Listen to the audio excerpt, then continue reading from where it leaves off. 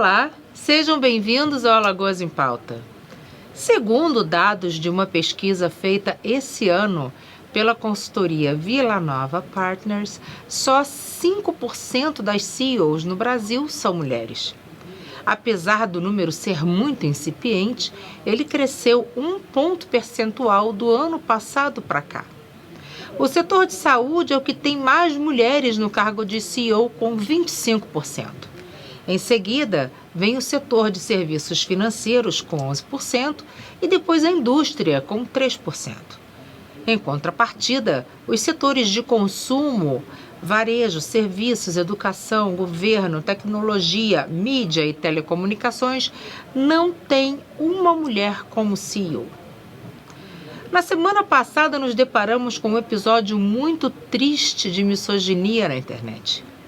Uma pessoa que se definia como CEO de uma plataforma de educação executiva voltada para, pasmem, mulheres executivas, disse não querer como esposa uma mulher que fosse CEO. Segundo ele, essas mulheres passam por um processo de masculinização para se adequarem e não priorizam a família. Hoje nós vamos conversar com Karina Oiticica, ela que é empresária, especialista em marketing digital e vai comentar esse episódio conosco e os danos causados à reputação desse, entre aspas, executivo. Karina, seja muito bem-vinda ao Alagoas em Pauta e obrigada por conversar com a gente sobre esse assunto que movimentou a internet semana passada. Foi polêmico, né, Dani?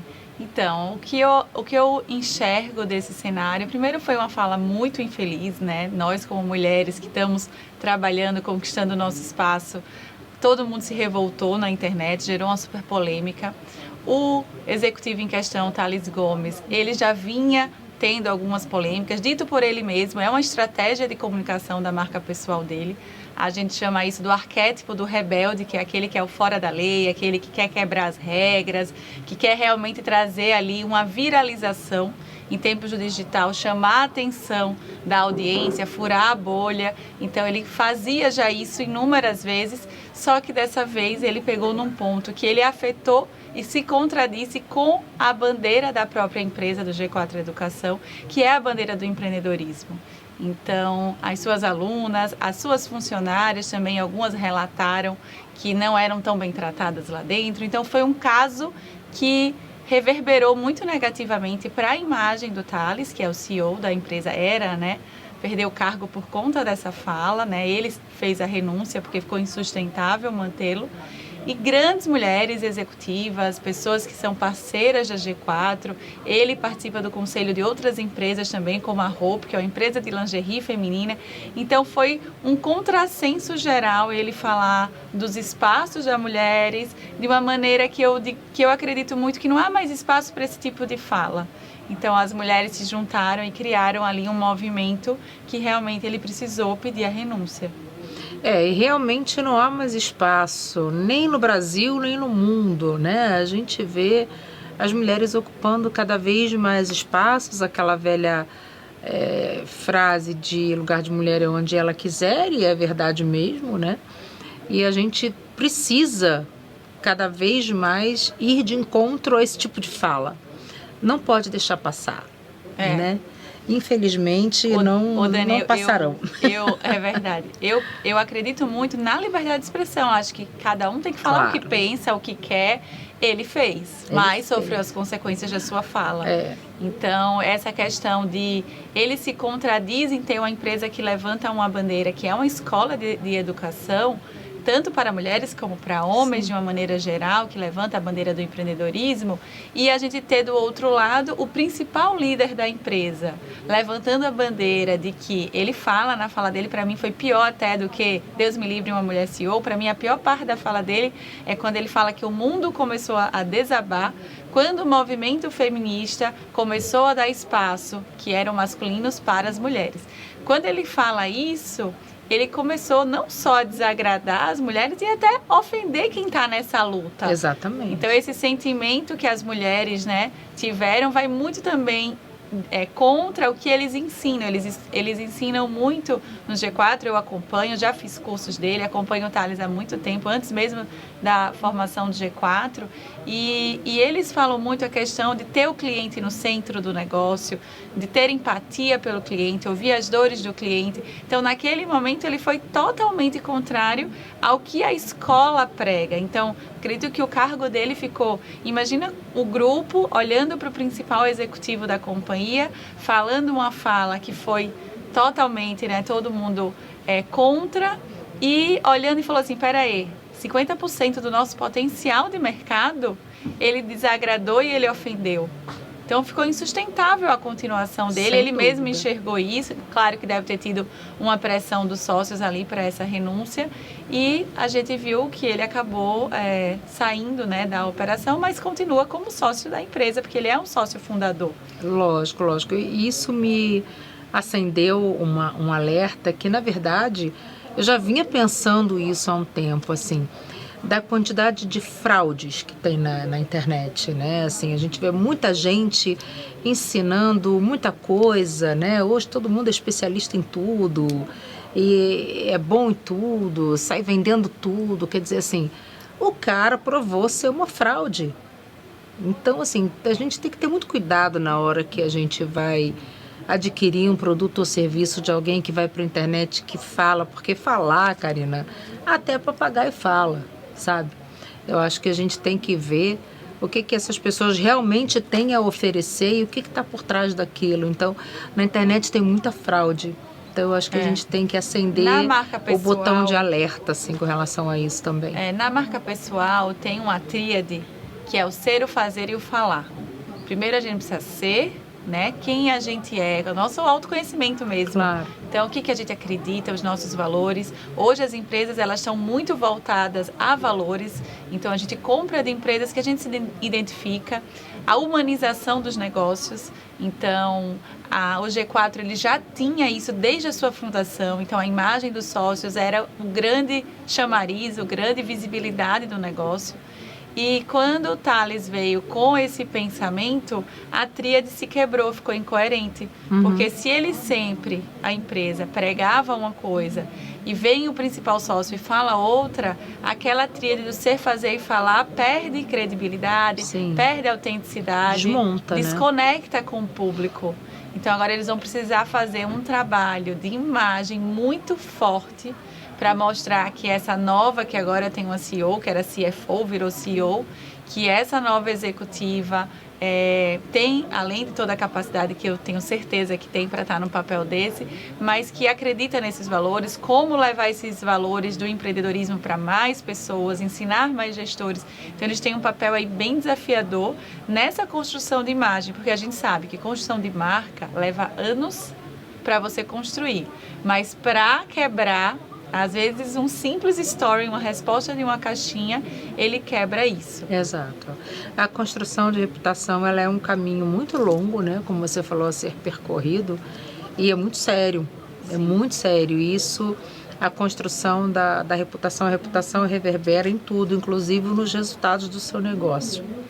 Então, a gente não está falando apenas da reputação da empresa, mas da reputação dos sócios também, que nesse caso impactou diretamente. Você falou da humanização das relações e nas suas redes sociais você postou algo muito interessante, que é uma nova visão de marketing, que é o marketing human to human.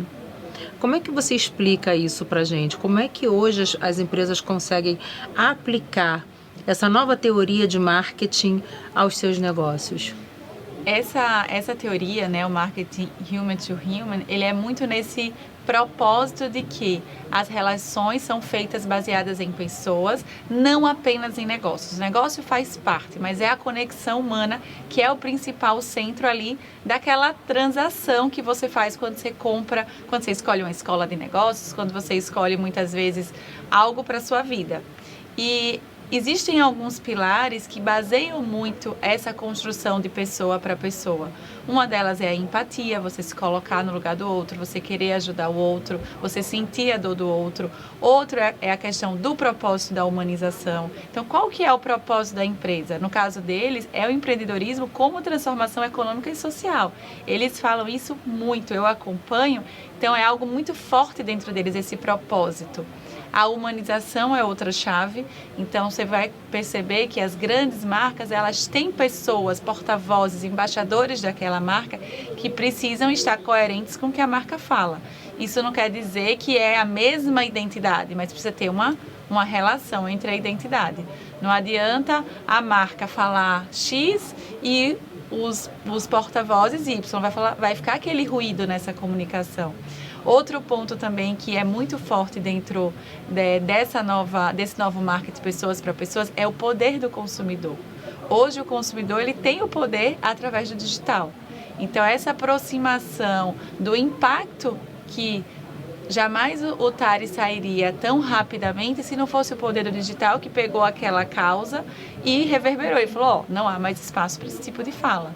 Então a gente viu Luísa Trajano falando sobre isso, então grandes líderes femininas falando sobre esse tema e ficou insustentável. Então todos esses pontos, empatia, propósito, humanização, poder do consumidor, isso gera esse marketing que é de fato de pessoas para pessoas. Então ele está ali além de um sócio, além de um CEO, ele está como um dos embaixadores da marca ao falar sobre o que ele acredita, o que ele não acredita, o que ele acha que funciona ou não. Quando ele traz o exemplo da casa dele, mas ele depois generaliza para o mercado como um todo, gerou essa quebra de confiança no consumidor. Com certeza. Você, como mulher empresária, empreendedora, você sente esses impactos no seu desempenho como mãe e esposa e a Karina em casa? Então, assim, você acha que até que ponto a fala do Thales faz algum sentido para você, que é uma mulher empreendedora, empresária e desempenha vários papéis como todas as mulheres que trabalham? Eu acredito muito, Dani, que para cada mulher existe a sua verdade, o que preenche aquela pessoa. Então, até postei um vídeo sobre isso. Então, para mim, trabalhar, construir, impactar pessoas é muito importante. Eu me sinto preenchida nisso. E eu estando bem comigo mesma, eu vou ser uma mãe melhor, eu vou ser uma esposa melhor. Eu não seria realizada se eu estivesse só dentro de casa. E não existe demérito nenhum nas mulheres que escolheram isso. Então, acho que a gente conquistou espaços e escolhas, a liberdade de escolher. Para mim, a minha independência financeira, criar a minha empresa, isso é muito importante. Outras mulheres colocam a criação dos filhos como uma coisa mais 100% preenchida, fazendo 100% isso. Eu me considero uma mulher múltipla, como a maioria das mulheres, que tem ali vários papéis, né? Vários pratos para equilibrar. E é um desafio, acho que todas nós temos esses desafios. Eu conto com muita parceria do meu marido, da minha mãe, tenho uma pessoa que me ajuda em casa, porque senão não seria possível. Então, acho que cada um dentro da sua realidade vai fazendo o que é melhor.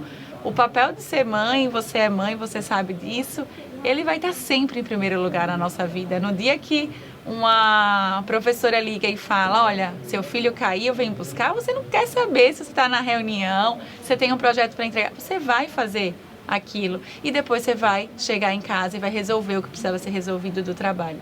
Então, construir esses vários papéis, a gente ainda dá conta de salto alto, que eu brinco, né?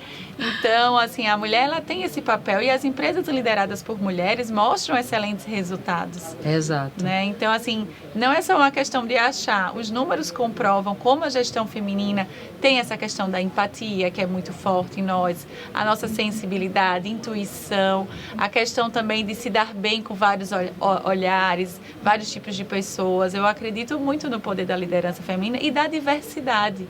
Eu acho que a diversidade, ela é importantíssima, de gênero, de ângulos, de opiniões, de idades, que é o etarismo que a gente fala, né? Então, eu, mudando até aqui o foco do assunto, eu vi recentemente que a Nike voltou a contratar o antigo executivo que estava aposentado para ser o CEO da empresa. Então, olha que bacana essa diversidade nas grandes empresas. Então, a gente tem uma pessoa que trabalhou 32 anos lá, estava aposentada, a Nike passando por um processo de diminuição de vendas, diminuição de inovação, falou, vamos resgatar alguém que está aposentado para trazer um olhar experiente, um olhar de quem já viveu, um veterano aqui que conhece a nossa marca lá atrás, quais eram os valores. Então, acho que a diversidade hoje, ela inclusive é um dos pilares do marketing de pessoas para pessoas, que é esse olhar da inclusão, de saber olhar os diferentes pontos de vista, as diferentes opiniões, para ter os melhores produtos, para inovar mais. Se você coloca pessoas que pensam tudo igual, a chance de sair o mesmo produto sempre ela é enorme. É enorme. E você perde a diversificação, inclusive, do produto, né? E a forma como ele se coloca para o mercado. E uma coisa que é muito importante, que está sendo discutida também nesse caso, é a questão da reputação. Como que você acha que vai ficar a reputação do Thales daqui para frente? Que tipo de trabalho ele vai precisar fazer para voltar à cena, né, do jogo? Porque eu acho que deve demorar um pouco, né? Assim como a maioria das pessoas que é cancelada na internet, né? Que foi meio que o caso dele, assim. O cancelamento por si só ele é sempre muito triste, né? Porque pega algo e todo mundo começa a discutir. No caso do Thales, não considero um cancelamento, mas ele teve ali um momento que muitas pessoas falaram, olha, reveja esse teu ponto de vista, porque ele não faz mais sentido. Então eu acredito que ele precisa realmente rever, estudar, evoluir nesse sentido em relação ao que ele pensa das mulheres e começar a tocar novos negócios, trazendo esse viés mais amplo, mais moderno de como a diversidade pode estar dentro dos negócios, de como pode melhorar os negócios dele. Ele tem muitos negócios, né? Já trabalhou na EasyTax, na Singu, então acompanho ele há bastante tempo. É um cara inteligente, é um cara que precisa evoluir em alguns pontos, como todos nós, né? Sim. Todos nós. Até uma coisa que eu coloquei na minha rede social foi que é fácil muitas vezes a gente criticar o Thales por ter ali os valores que contradizem a empresa dele, mas também e a gente está com os valores alinhados às nossas empresas? Muitas vezes tem pessoas que não, que estão em lugares, mas estão reclamando do lugar, enfim, então acho que... Está por uma conveniência, né? E não deve ser assim. A pessoa tem que ter essa coerência o tempo todo. Você precisa trabalhar no que você acredita, porque em algum momento isso vai transparecer. Essa linha que ele trabalha, dito por ele mesmo, de trabalhar a polêmica para furar bolha, ela é muito perigosa, porque talvez ele coloque coisas para chamar muita atenção, para viralizar. Infelizmente hoje, você pode ver na política, nas marcas, as pessoas querem polemizar, as pessoas querem viralizar por viralizar. E para a reputação, a viralização não é um sinônimo de que vai ser positivo. Exatamente. Você pode viralizar num aspecto muito negativo. Então, eu acredito muito na construção de reputação, de que cada atitude que você faz, eu falo que a reputação, ela é como uma conta bancária. Então, cada atitude positiva que você faz, você coloca um aporte nessa conta bancária. Cada coisa negativa que faz, você tira algum dinheiro, dependendo do grau, mais ou menos. Então, imagina que o Thales tinha ali uma reputação, tem a reputação dele, e ele sacou ali um bom dinheiro das pessoas que admiravam ou se inspiravam nele por algum motivo. Ele também é polêmico por essa parte de ideologia, de partido, então ele fala muitas frases polêmicas, então eu já vi ele defendendo jornada de trabalho de 80 horas, então ele fala algumas coisas assim que dito por ele mesmo é para viralizar, talvez não é nem tanto o que ele pensa e o que ele pratica, só que a linha é muito tênue, né, entre você querer viralizar e você ser cancelado. Então é isso que eu acho perigoso, sabe, Karina? É uma esquina perigosa. Muito, porque a partir do momento que ele fala coisas que ele não acredita, só para viralizar, qual é o propósito desse cara? Né? O que ele quer com isso? Então, assim, eu vou seguir uma pessoa que nem tudo que ele está dizendo é o que ele de fato acredita. Né? Então, o que ele está passando para mim? Porque se ele mesmo não acredita no que ele está dizendo, como é que eu vou acreditar? Falta verdade nessa entrega, né? Falta muita verdade, não é só nele não, tá? Em muitos personagens da internet aí que a gente vê, principalmente esses startupeiros aí que começam com uma ideia, com uma transformação, que prometem mundos e fundos. E quando você vai ver, você compra o produto daquele cara e não é nada daquilo. Não é nada demais, nada que você nunca tenha visto antes, nada que você nunca tenha feito ou comprado antes. Quer dizer, mas o cara vende aquilo como se fosse mudar a sua vida, então precisa ter muito cuidado. Precisa. E o digital, ele é maravilhoso porque ele traz a possibilidade de qualquer pessoa vender as suas ideias, os seus projetos, mas também é uma barreira de entrada facílima, qualquer um pode chegar e falar. Então, acho que a gente tem que ter muito cuidado com as pessoas que a gente segue, o que a gente compra na internet, porque tem muito isso, a pessoa que nunca teve uma empresa ensinando sobre empreendedorismo, a pessoa que nunca teve uma conquista naquele objeto que ele fala que tem, vendendo como fazer aquilo.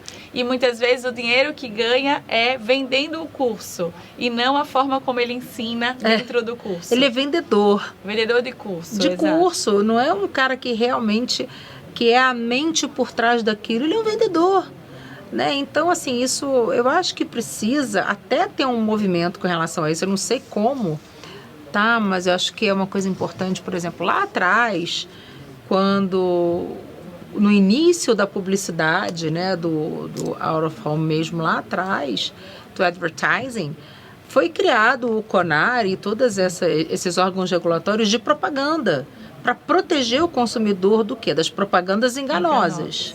Da empresa que dizia vender algo ou produzir algo que não condizia com a realidade. E na internet hoje a gente tem um terreno sem fim, sem lei total. As pessoas se sentem no total direito de chegar e invadir o seu celular, né? A sua vida ali com algo que ele vende e que é enganoso, que é um produto ruim que ele diz que é bom, que é caro, não vale o que ele cobra. Então, quer dizer, aonde que está a regulamentação disso? Ninguém regula esse terreno da internet. É tão perigoso isso, Karina. A gente tem que contar com o nosso bom senso o tempo todo.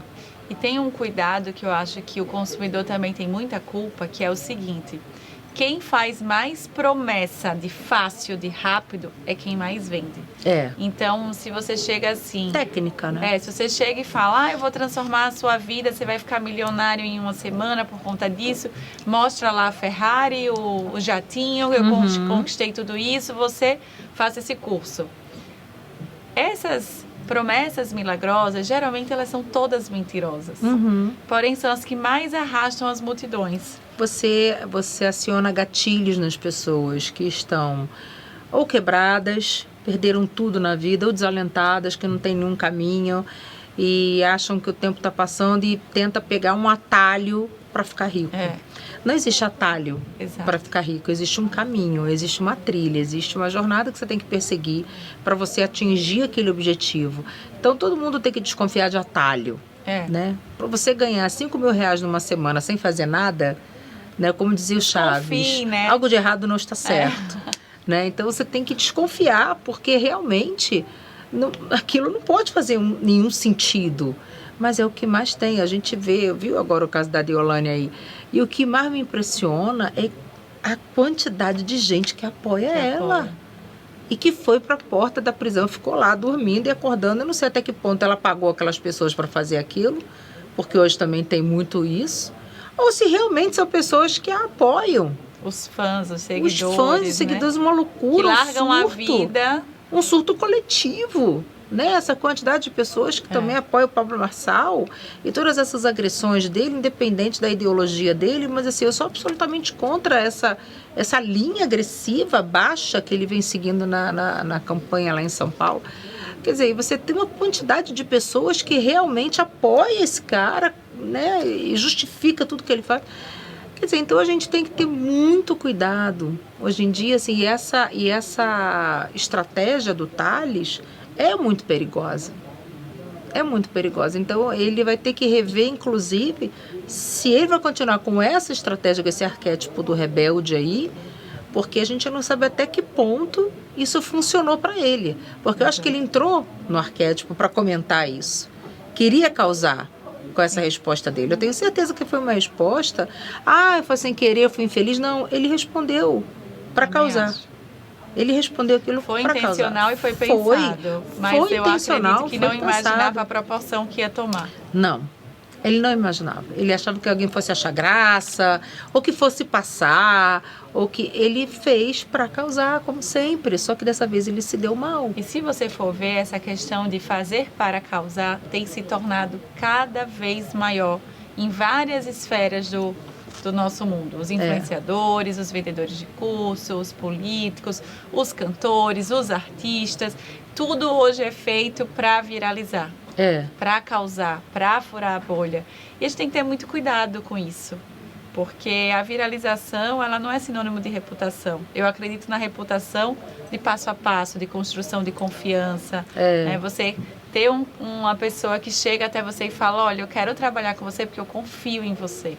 O que você me sugere para essa situação na minha empresa? Então, isso é uma construção que leva anos. Lógico. E você arruinar isso, às vezes, por conta de querer polemizar, querer, enfim, chegar aos grandes views, né, os números, essas métricas de vaidade que a gente chama no digital, que são seguidores, visualizações. Porque, claro, se você começa a trazer essas polêmicas, vira um entretenimento, vira um circo. Um circo. E exatamente. As pessoas, infelizmente, gostam de parar a sua própria vida, fazer o que deveriam estar fazendo para acompanhar o circo. Isso é muito antigo, né? Isso é muito antigo, só mudou o meio, né? O formato mudou. O formato, porque o Chacrinha já fazia isso lá atrás. O Silvio Santos fazia isso lá atrás, só que ele usava a televisão, que era o único meio dele chegar na massa, na população, e as pessoas sempre gostaram de ver aquilo, né?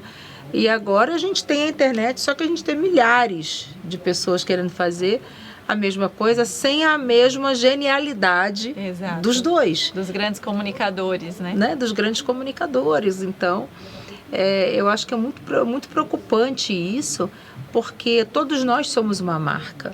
Né? O nosso nome é uma marca. Então, eu tenho a minha marca, você tem a sua marca, que é um processo de construção. O que você indicaria para quem está assistindo a gente, que está pensando justamente em começar uma trilha, a construir um caminho no seu setor, no setor onde a pessoa atua, não importa qual? Por onde a pessoa deve começar na construção da sua marca pessoal? O início é sempre os objetivos traçados. Então, primeiro, onde você quer chegar? Né? Como você se enxerga daqui a 2, 3, 5, 10 anos? Então, você vai construir um plano para chegar nesses objetivos que você tem, sempre pensando no longo prazo. É isso que eu falo. As pessoas querem algo para a semana que vem. Construção de marca, você não vai mudar a imagem do teu nome, o que o teu nome representa em uma semana. Você vai construir isso a longo prazo e leva tempo, leva dedicação. E investimento, investimento. O segundo ponto é o que eu quero representar. Então, eu sou uma profissional de X, eu quero representar confiança, segurança, liderança, profissionalismo. Então, qual é o sentimento que eu quero passar? E a partir daí, você construir ações que despertem esse sentimento nas outras pessoas. Porque o branding, né, a construção de marca, é sobre sentir. Então, se entrar a pessoa Y ali pela porta, o que você já imagina dessa pessoa? O que ela já desperta em você? O que o nome dela já traz para você? Então, é esse inconsciente ao longo do que você já conviveu com essa pessoa, o que aquele nome construiu.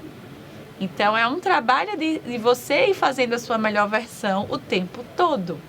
Então, não existe um processo de construir a minha marca. Você está sempre vivendo e construindo essa marca e tentando ser essa pessoa melhor em todas as esferas. Então, essa construção de marca, eu acredito muito nisso. Primeiro, onde você quer chegar, os objetivos que você vai traçar para você, o que você quer representar. E uma sugestão que eu faço, Dani, assim como as empresas, assim, uma das coisas mais importantes da empresa é qual que é a missão dela, qual que é a visão, quais são os valores dela, né? O propósito dela. Nós, como pessoas e como marcas, devemos ter também isso documentado nosso. Claro. Então, qual que é o meu propósito? Por que eu trabalho aqui neste lugar? Por que eu estou fazendo isso? Para a gente acordar todo dia com vontade de fazer o que a gente faz. Porque se a gente não tiver uma paixão, um brilho no olho, qual o sentido da gente passar ali, cada um com a sua jornada, enfim, de tantas horas por dia, que a gente fica mais do que em casa? Precisa fazer esse sentido para a gente, precisa ter um significado. Então, a reputação é isso, é o que o seu nome diz sobre você.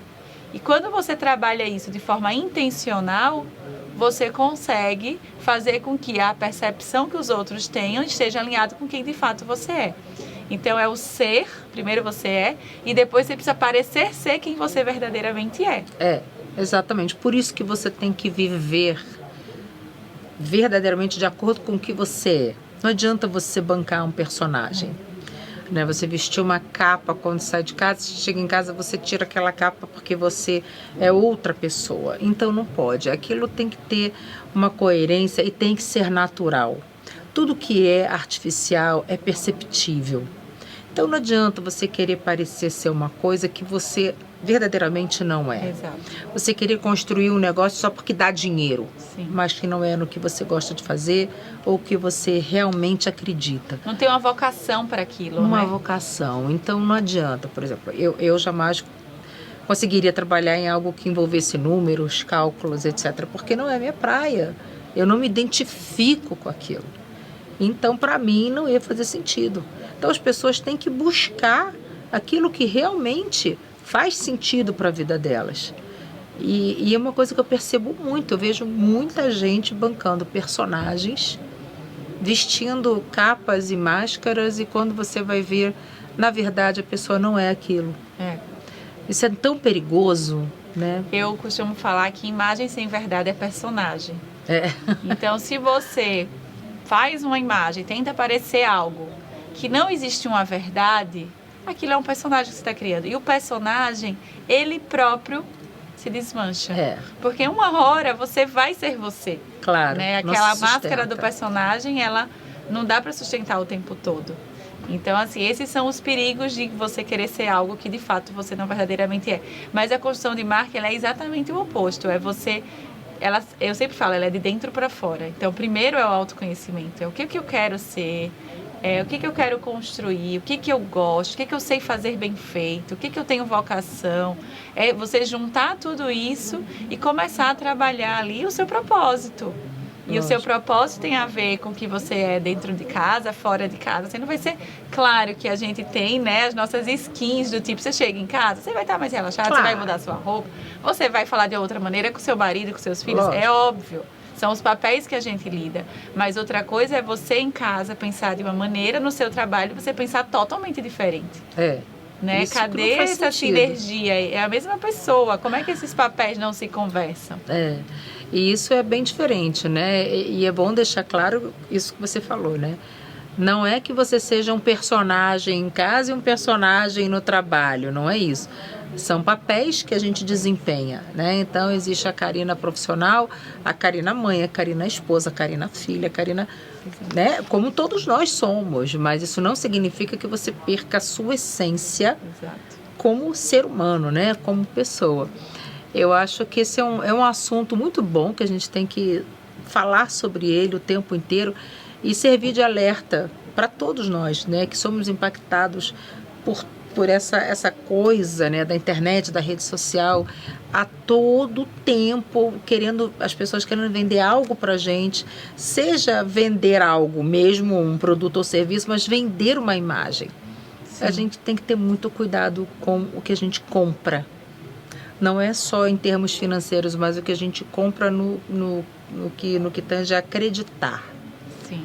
Né? Que mensagem que você está comprando, que você está acreditando? Aquilo faz sentido para você ou você está sendo apenas encantado por aquilo?